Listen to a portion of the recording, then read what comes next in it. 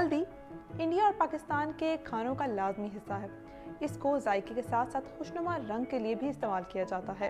क्या आपको मालूम है कि हल्दी का रंग येलो नहीं बल्कि गोल्डन होता है, और इस बात की इंफॉर्मेशन रखने वाले अफराद हल्दी खरीदते वक्त इस बात को मद्देनजर रखते हैं। जहां हल्दी के बहुत सारे फायदे हैं, वहीं इसमें होने वाली मिलावट इंसानी सेहत के लिए हार्मफुल साबित हो सकती है। तो ये कैसे पता किया जाए खानों में जो हल्दी इस्तेमाल हो रही है वो मिलावट से पाक है या नहीं? हल्दी में मिलावट के लिए स्टार्च, अदरक की जड़ें और आर्टिफिशियल कलर इस्तेमाल किया जाता है। गुज़श्ता 30 साल से इंडिया की रियासत गुजरात में ग़िज़ाई अज्जा पर रिसर्च करने वाली उत्तल सोनी ने BBC को बताया, हल्दी में मिलावट का पहला तरीका तो ये है कि इसमें स्टार्च मिला दिया जाए। दूसरा तरीका है कि चंद ताजिर अच्छी क्वालिटी की हल्दी में अक्सर नाकिस क्वालिटी की हल्दी मिला देते हैं ताकि इसकी मिकदार बढ़ाई जा सके। जबकि तीसरा तरीका है कि हल्दी की क्वालिटी को मज़ीद बेहतर दिखाने के लिए इसके रंग को मज़ीद निखार दिया जाए, जो कि हल्दी में आर्टिफिशियल कलर मिलाकर किया जाता है। लेड क्रोमेट हल्दी के रंग को मजीद सुनहरा करने के लिए इस्तेमाल किया जाता है। ये दरअसल